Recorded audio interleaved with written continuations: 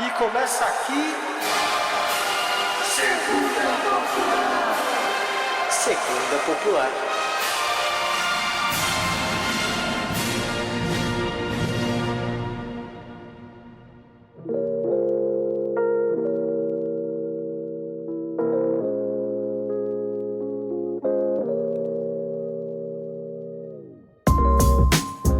Fala, meus queridos, tudo certo? Sejam bem-vindos a mais um Segunda Popular, nosso programa onde a gente fala sobre cultura pop e outros temas. E hoje vamos falar do anime do momento, Chainsaw Man. Eu acho que muitos de vocês já conhecem. E para essa grande saga eu trouxe o meu companheiro de sempre, o Frog. Salve, pessoal, bem-vindos a mais um episódio. E, bom, hoje a gente vai falar desse anime que tá em alta tanto por ser hypado, por tá cheio de treta já envolvendo o anime. Então, assim, pra quem curte anime, esse anime é muito esperado, e aí começou com um monte de treta, começou tudo errado. E aí hoje a gente vai falar sobre isso. A gente vai falar um pouco sobre a história do anime, sobre as discussões ao redor do anime e a treta do momento. Será que é uma grande obra incompreendida da humanidade na arte, ou é só um anime de incel? Descubra a seguir.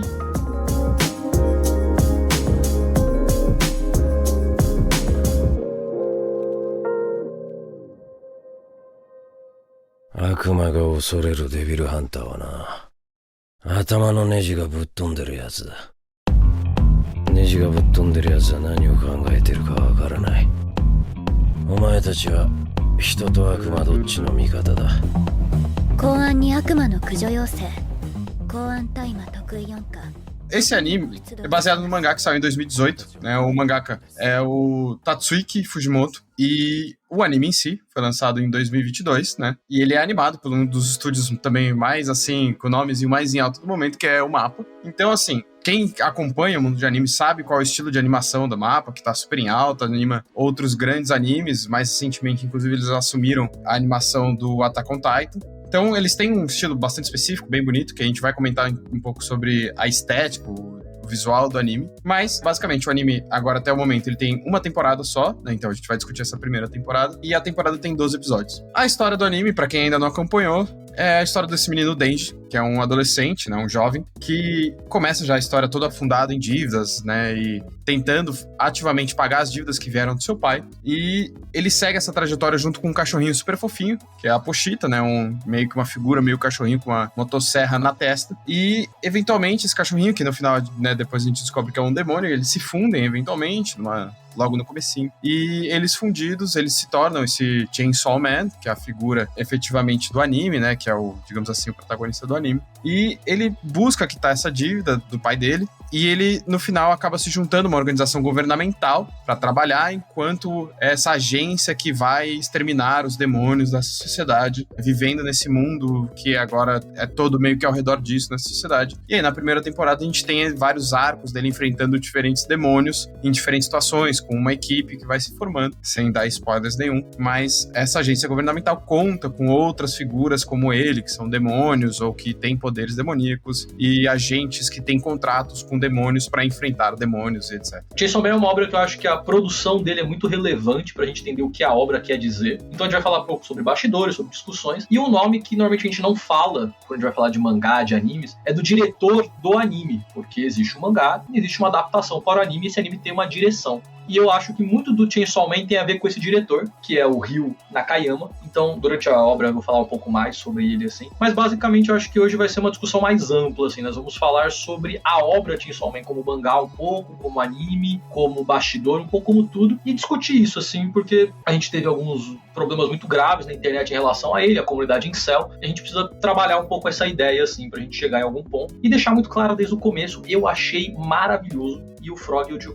É isso, a gente teve opiniões bem divergentes em relação ao anime. Eu acho que o Terça, o que pra mim não é uma questão, mas alavanca, acho que com certeza pro Terça bastante, é o aspecto visual. E já adianto que eu não gosto muito do estilo de animação do estúdio, então pra mim já é uma coisa que desde o começo eu já fico meio reticente. Então, pra mim, a história do anime e a maneira com que ele segue a narrativa e tal, eu achei fraco em geral, a gente vai abordar mais isso como um todo. Mas pra mim não tem nada muito cativante no anime, não fiquei preso em nenhum dos personagens, personagens, nenhum personagem me cativou muito. Eu achei que ele faltou uma coisa que sempre me prendeu muito nos animes que eu gosto e que eu gosto de acompanhar, que eu sinto prazer em acompanhar, que é aquele personagem que você se conecta, que você, acaba entendendo a paixão dele e tal. Então, pra mim, é um anime pautado por motivações ruins e fracas que geram falta dessa conexão com os protagonistas. E aí, por isso, inclusive, que pra mim, acho que a discussão maior é que a motivação do personagem principal é uma motivação incel e, portanto,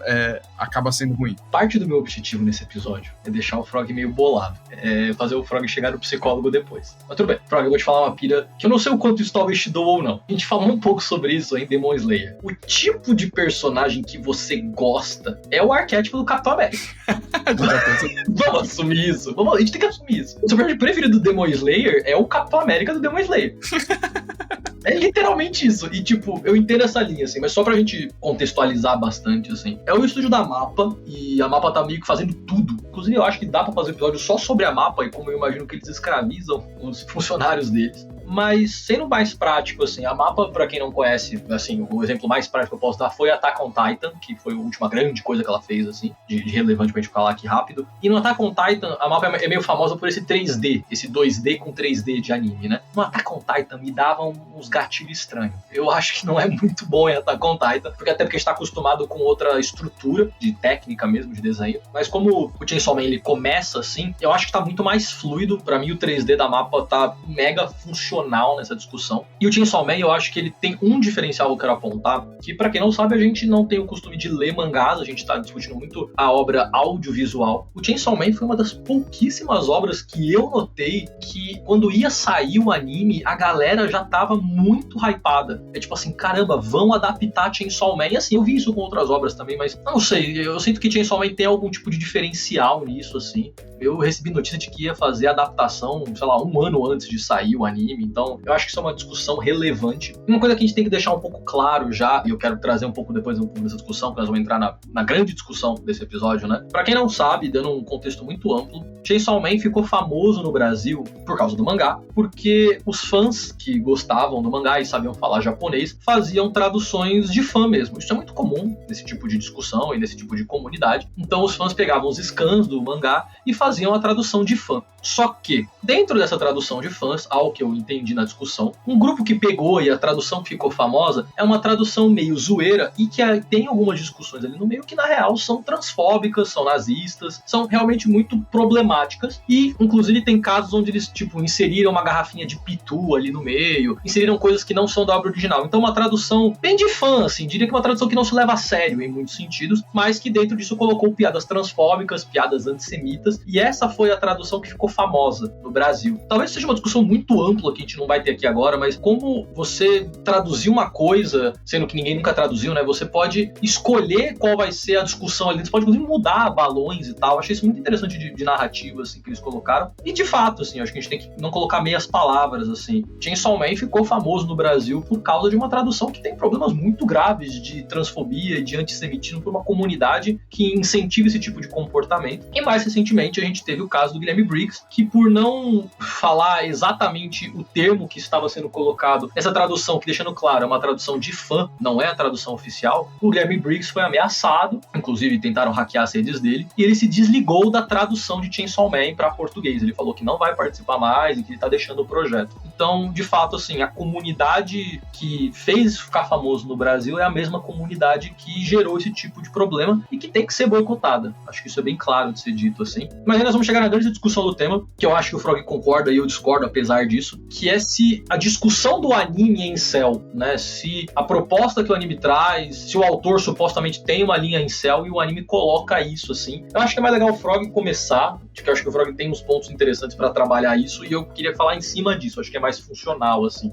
Mas eu senti nas nossas conversas mais prévias que o Frog não gostou um pouco por isso, porque o anime tem uma energia muito incel, assim. Você vai nessa linha, Frog, ou não? Meu ponto de partida pra falar desse anime é a motivação do protagonista. Porque, querendo ou não, o anime gira em torno da visão do Denji sobre o que é o mundo e como ele enxerga as questões dele, e óbvio que, né? Portanto, o anime é pautado nisso. E vamos ser bem claro e bem honesto, assim. Não é à toa que a comunidade que traduziu o Chainsaw Man, e não é à toa que essa tradução de fã foi que ficou famoso, e foi essa tradução de fã que deu a treta com o Guilherme Briggs, que fez um dos maiores dubladores do Brasil sair da dublagem desse anime, foi isso. É uma comunidade incel e não é à toa. E aí meu ponto é esse, o anime em si, ele traz a perspectiva de um incel. O Denji, ele é um cara que não teve contato com mulheres a vida inteira dele. E aí, portanto, quando ele enxerga as figuras femininas que começam a surgir na vida dele, principalmente por causa dele ter se fundido e ter virado demônio e tal, ele consistentemente objetifica as mulheres. Então, a motivação dele, pelo menos durante a primeira temporada inteira, é ou pegar no peito de uma das personagens, ou é beijar uma das personagens, deixando bem claro, a única oportunidade que ele tem de transar, etc., é com uma mulher bêbada, né? Então, né, tem toda a questão dessa discussão sobre o consentimento de uma mulher bêbada e um homem sóbrio, se dá a entender que ele tá sóbrio, pelo menos naquele momento. E ele nega, mas não numa perspectiva de consentimento. Ele nega a oportunidade de transar com ela de uma perspectiva de idealização da personagem com que ele quer transar. Então, o meu ponto com tudo isso, e eu acho que é a grande problemática pra mim desse anime, que consequentemente contamina a visão do anime inteiro sobre qualquer outra grande questão que possa surgir no anime, é a visão que o protagonista traz sobre o mundo e sobre as personagens femininas. Então, tipo, a Power, que é a outra personagem que é a companheira de equipe dele, que é um demônio também no corpo de uma menina, é absurdamente sexualizado o anime inteiro. As outras personagens femininas também são sexualizadas o anime inteiro, tipo, com essa representação peituda, do peito balançando e essas coisas. E não é à toa que elas são representadas dessa forma também, porque é a perspectiva também, de novo, do personagem principal. Então, eu acho que isso perpassa o anime como um todo, em todas as suas temáticas, em todos os seus arcos. E isso, pra mim, gera uma sensação muito ruim,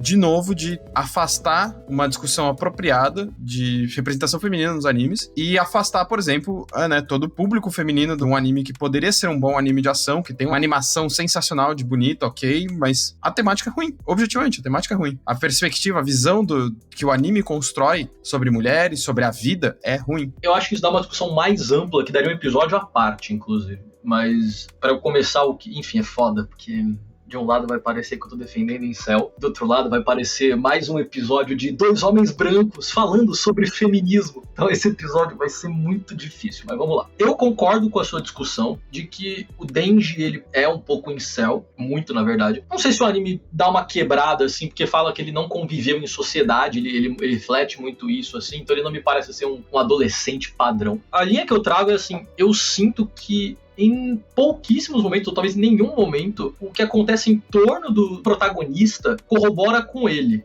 E aí, eu quero trazer o seguinte, a visão de mundo de um protagonista pode ser diametralmente oposta à visão de mundo que o autor quer trazer, ou que a obra quer trazer. A visão de mundo do Denji objetifica muito mulheres, inclusive ele fala muito, na verdade, toda a coisa dele é sobre como ele era pobre e endividado, na verdade, e alheio à sociedade, e ele nunca pôde fazer coisas, e dentro dessas coisas ele coloca as mulheres, então ele nunca pôde, sei lá, comer um pão com geleia, e também nunca pôde transar. Eu concordo com isso, ele objetifica 100% as mulheres. Pra ele ter uma mulher ou transar com uma mulher é na mesma discussão de eu sempre quis comer uma coisa gostosa, eu sempre quis ter coisas boas na vida. Eu entendo sempre da discussão de objetificação. Só que na minha perspectiva, tudo isso serve pra ele ser usado durante o anime. A Makima, que é entre aspas, a chefe dele, vamos dizer assim, ela sabe disso e ela a todo momento deixa muito claro que ela vai usar ele, se ele vai ter ou não alguma recompensa, eu não sei, porque a gente no anime não mostrou isso, mas ela sabe isso e usa isso pra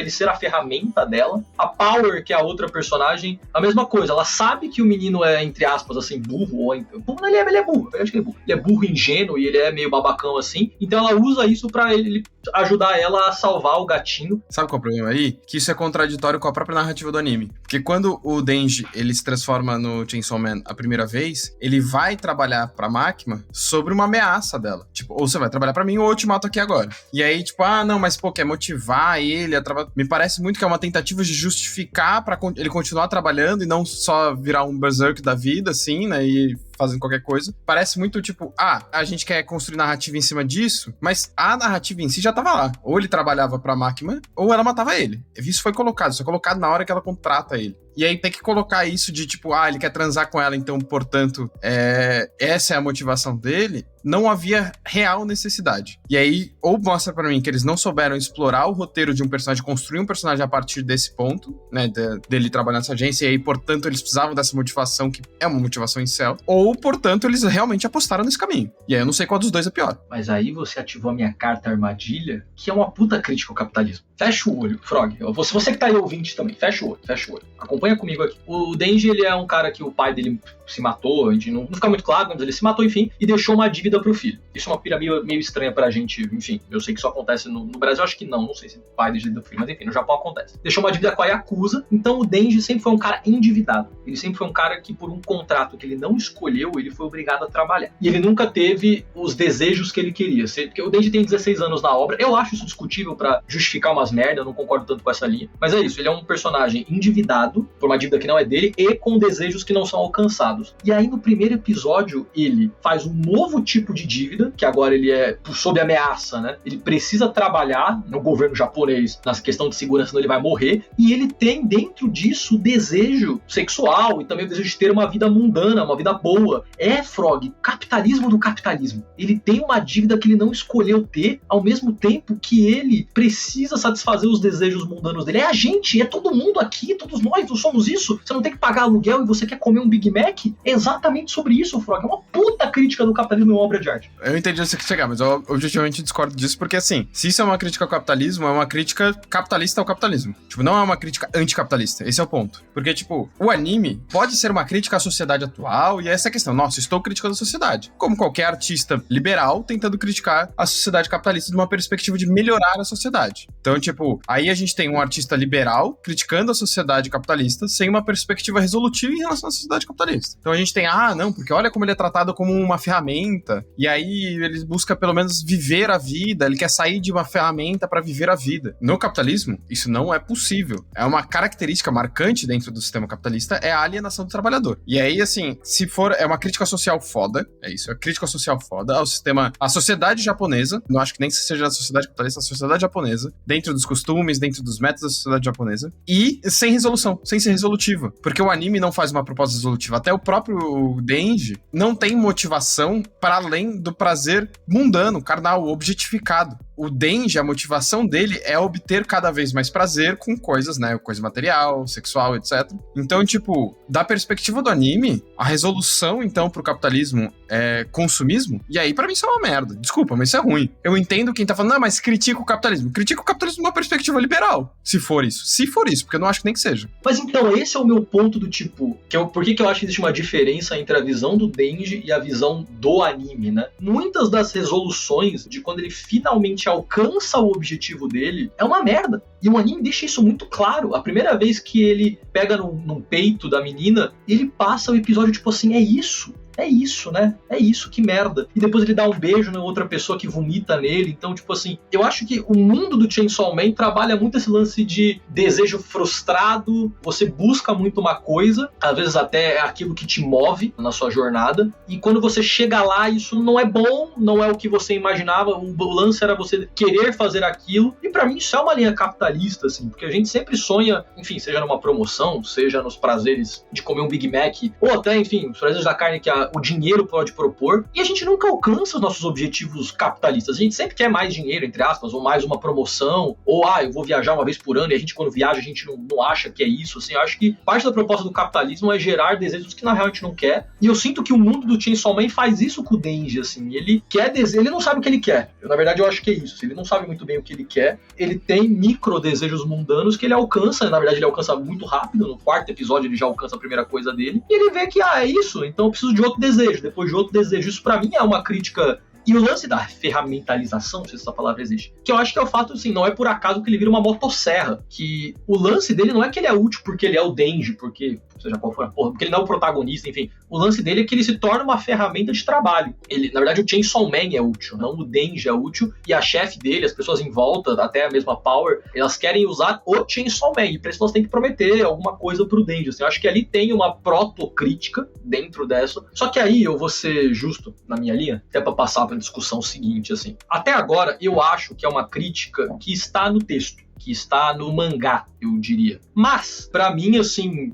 uma parte relevante da sensibilidade que eu vi nesse anime, da vibe, assim, a gente fala assim, puta, tem mais coisa aí, eu deixo muito claro que é a direção. Porque eu fui perguntar para algumas pessoas sobre o mangá, sobre... A direção tem muito uns close específicos numas maçãs, nos cigarros, tem umas horas que você tá vendo eles dando risada, tem momentos muito de contemplação. E eu fui perguntar para alguns conhecidos sobre o mangá, e falei assim, mano, tem porra nenhuma disso. Então eu quebro um galho, ó, tô te dando alguma coisa, tem que dar alguma coisa, Froga, é um contrato que a gente tá fazendo aqui. Eu acho que essa discussão que a gente tá tendo hoje, se eu tô defendendo algum tipo de sensibilidade desse anime, eu boto um pouco mais na conta do Nakayama, que é o diretor que eu falei, o diretor responsável, porque eu sei que ele trabalha os momentos contemplativos, as discussões de um jeito muito diferente que eu sei que tem no mangá. Eu acho que o mangá ele tem essa crítica capitalista, e eu acho que o anime ele fala assim, mano, presta atenção nesse quarto vazio. A gente vê tipo 5 minutos de quando ele vai bêbado pra casa da menina, a gente vê uns 4 ou 5 minutos dela tipo chegando em casa, dela abrindo a geladeira, dela esfregando água no rosto, com os planos longos assim. Alguém quer te dizer alguma coisa ali, de vazio, de discussão, mas isso eu falei, eu coloco na conta do anime, não necessariamente na conta do autor.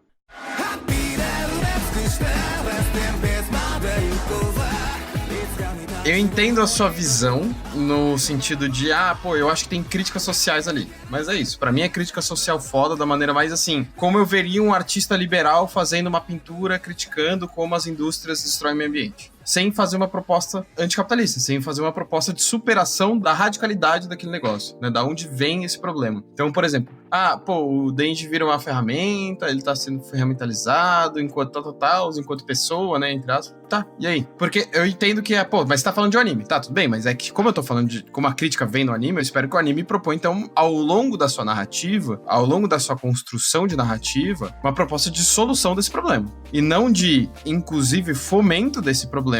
Tipo, o Denji é uma ferramenta, tá bom. Aí, conforme vai passando o anime, ele vai aceitando cada vez mais isso, entrando cada vez mais nesse papel e naturalizando isso e fazendo valer os pequenos prêmios que ele vai ganhando ao longo da vida. Ou seja, comer melhor, ter acesso a mulheres, essas coisas assim. Então, tipo, eu acho isso extremamente problemático. Eu acho o anime nesse sentido péssimo, e esse é o meu problema também, porque ele dá esse ar de tá tudo bem, porque afinal é uma crítica. Foda-se. Não é porque ele é uma crítica que é uma crítica que deveria ser feita dessa forma. Não é uma crítica boa. Não é uma crítica que propõe alguma coisa. É criticar por criticar e ainda assim reforça estereótipos de gênero, reforça uma perspectiva incel sobre a sociedade, reforça uma perspectiva objetificante em relação às mulheres, etc. Então eu acho, nesse sentido, pra mim, o fato de existir uma crítica não justifica. Ainda por cima dá uma certa máscara de aceitável pro anime, o que eu acho também horrível. E aí, entrando na parte artística, o anime, assim, eu concordo com você, né? Nessa parte artística, o anime é bonito, porque tem cenas muito bonitas, inclusive tem representações cotidianas que eu achei lindo. Então, tipo, aquela cena que... Nessa mesma cena que o Denji passa a noite na casa eu esqueci da personagem lá, eu lembro que você até me mandou o print e falou, mano, olha que linda essa cena, isso aqui é uma obra de arte. Realmente, aquela cena dela, tipo, com a cidade atrás, na varanda e tal.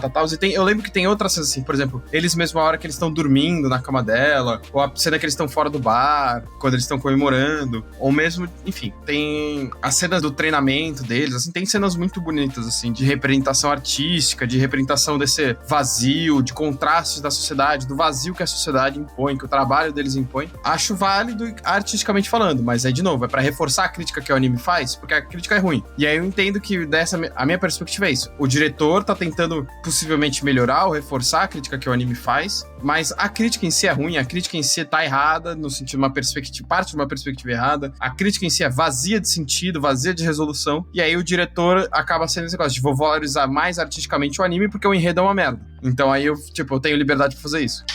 Eu vou cunhar um termo aqui, que nós vamos usar muito, eu tenho certeza que nós vamos usar muito. Eu vou chamar de filtro do Tropa de Elite. Eu acho que você já entendeu. Eu acho que já entendeu, mas eu vou explicar. Eu imagino pra onde você vai, mas fala. Eu vou chamar de filtro do Tropa de Elite, entendeu? Que é assim, eu acho que existe uma proposta, mas eu não posso negar, e aí vamos voltar pra discussão prática disso aqui, né? Independente do que eu acho, o que aconteceu? A comunidade desse anime, desse mangá, é majoritariamente tomada por pessoas incéis e elas literalmente ameaçaram o Guilherme Briggs. Ameaçaram um dublador por não compor o anime com a dublagem que eles queriam. Ameaçaram de morte, ameaçaram acessar as redes. Então sim, por mais que eu tenha meus pontos, eu posso trabalhar os meus pontos, posso trabalhar o materialismo histórico da discussão. Tropas de Elite, eu genuinamente acho que existe uma discussão ali dentro. Eu acho que o Padilha não é tão arrombado quanto a gente lembra. Mas gostando ou não, o Capitão Nascimento virou um ícone da direita. Eu lembro de ver o Capitão Nascimento. E assim, a galera fala, não, mas no 2 eles consertaram. Porra nenhuma. É no 2 que ele espanca um político corrupto e eu lembro de todo mundo adorando essa cena. E isso é no 2. Ele para o carro do político, ele manda o político sair do carro e ele começa a dar porrada naquele político. Por quê? Porque ele pode. Porque o político era um político corrupto. E a galera adora essa cena. Então assim, o 2 não resolve tanto. Então eu vou dizer o seguinte, de boa intenção, né? O Tropa de Elite tá ótimo. Não é essa a discussão. Mas é isso. Eu acho que existe sim discussões, mas eu entendo muito a sua linha de tipo assim, então se tem uma crítica social, se tem uma crítica ao capitalismo, foda-se. Tá ligado? A gente pode sexualizar a mulher se tem uma crítica ao capitalismo. Eu entendo essa sua linha. Eu acho que é mais do que isso. Eu acho que as mulheres são objetificadas na visão do Denji, mas as mulheres usam o Denji a isso a favor delas. Mas posso concordar que não passa no filtro do Tropa de Elite. A prática social é que, mano, eu consigo entender isso, assim. A comunidade incel, que pode gostar desse anime, ela gosta porque ela provavelmente se identifica com o Denji. Eu tenho quase certeza que é essa discussão. Se identifica com o Denji, não com os outros personagens. Eu acho que a gente pode, assim, mano, eu passaria 10 situações de Chainsaw Man, assim. Eu tenho uma teoria pessoal de que a Power é uma criança, o Denji é um adolescente, o Aki é um adulto, e eles passam a dividir a mesma casa. Ou pra dar uma de inteligentão aqui, é o id, o ego e o superego. Eu não sei o que quer dizer, não fiz psicologia, mas quero fingir que sou inteligente. Mas isso eu posso, eu entendo que a minha interpretação artística de um anime pode ter limitações e na prática da materialidade, não importa o que eu achei de Tropa de Elite, não importa o que eu achei de merda nenhuma. O que importa é, isso está sendo usado para ameaçar pessoas na vida real. Por mais que talvez essas pessoas tenham interpretado de forma equivocada, e eu acho que seja um pouco isso, também vai gerar sempre aquele estereótipo do tipo, caralho, o Terça e o Frog é o inteligentão que consegue entender a cerne do anime e quem é incel é burro. O Terça, eu coloquei o Frog junto, mas na real sou eu. Quem vai pagar de cinéfilo em todos os episódios sempre vai ser. E talvez nessa linha, assim, eu acho que como eu falei, o diretor colocou muito na conta ali. Acho que se fosse uma adaptação mais literal do mangá, eu defenderia ele 50% a menos, talvez, assim. Eu acho que dá pra trazer essa vibe de... Acho que existe uma crítica sincera ali, sei lá, talvez... O quão crítico um japonês médio consegue ser alguma obra, porque eu sei que o Japão é um lugar, na verdade, extremamente reacionário, em muitos sentidos. A cultura japonesa, na verdade, trabalha muito sobre uma suposta meritocracia. Eles acham super louvável você trabalhar 5 anos sem tirar férias. Então, assim, talvez seja uma crítica a isso velada em muitos sentidos. Mas eu gosto pra caramba, e é por isso que eu vou defender essa merda também.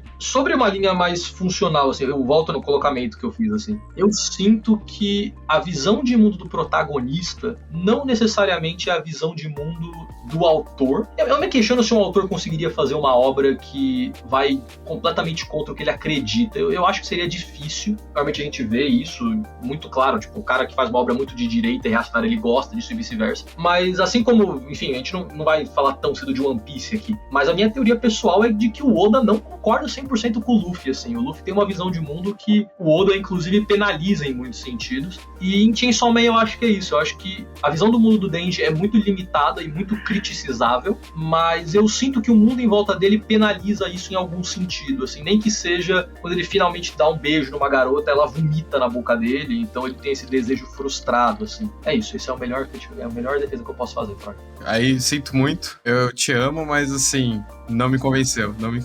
Foi igual no Natsu no Taizai. Desculpa, mas pra mim, assim, óbvio que é importante a gente salientar isso. Ainda tá na primeira temporada, ainda tem muito a se desenvolver esse anime, vamos ver. Eu realmente vou querer assistir as próximas pra gente discutir mais a fundo.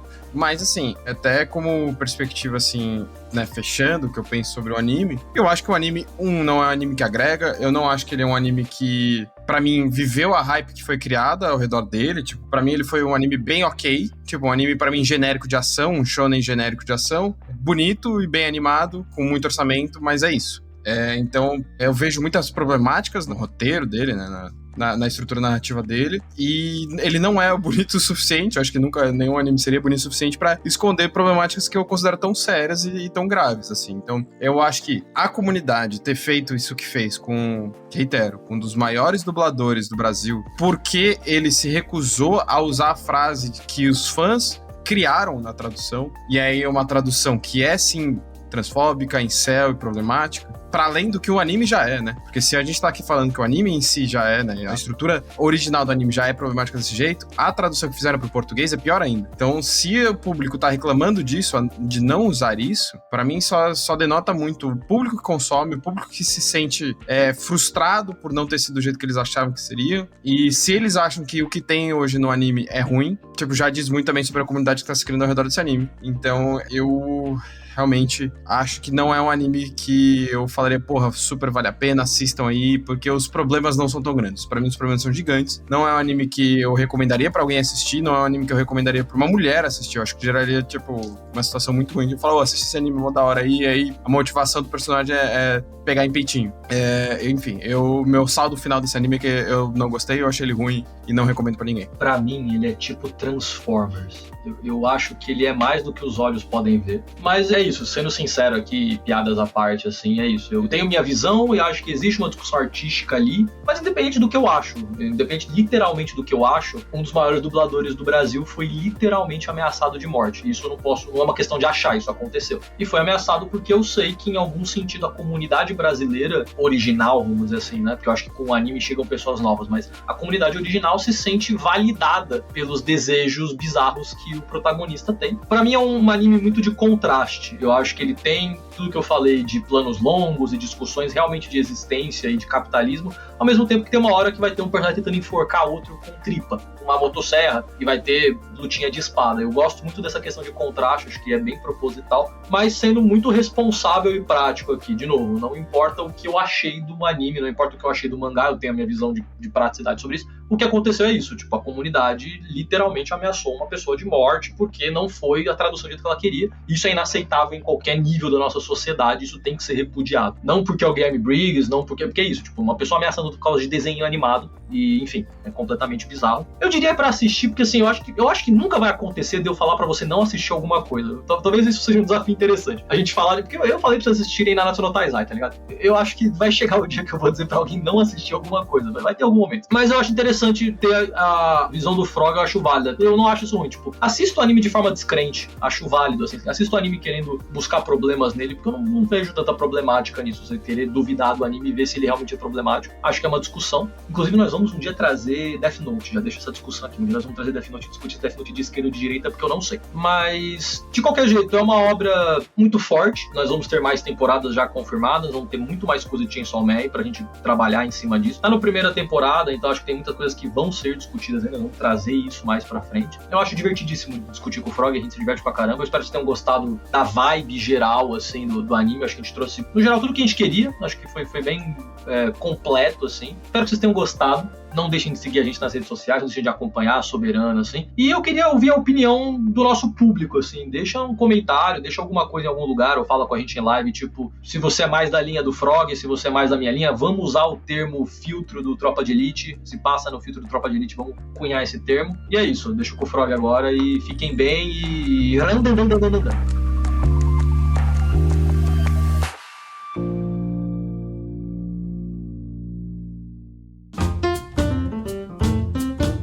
Bom, então muito obrigado por terem ouvido esse episódio, mais um episódio do Segunda Popular aqui com a gente. Eu queria sempre lembrar que nós somos um coletivo de marxistas-leninistas, de produtores de conteúdo na internet, e você pode achar todas as nossas informações aqui no link ao lado, se você tá no Spotify, se tá qualquer outro agregador, ou só pesquisar Soberana, tem nos links também nos nossos Instagrams e tudo que vocês podem encontrar lá. Então, obrigado por ouvirem mais esse episódio do Segunda Popular. Não esqueça de seguir as redes sociais do podcast para acompanhar nossos lançamentos futuros, e também acompanha nossas redes sociais aqui, né? Eu sou o Frog, esse quem tá falando aqui comigo é o Terça, nossa produtora é a Ana, nosso editor é o Nate, então siga nossas redes sociais também, acompanhe nosso conteúdo e também não esqueça de avaliar o nosso podcast e seguir nas plataformas de áudio que você escuta.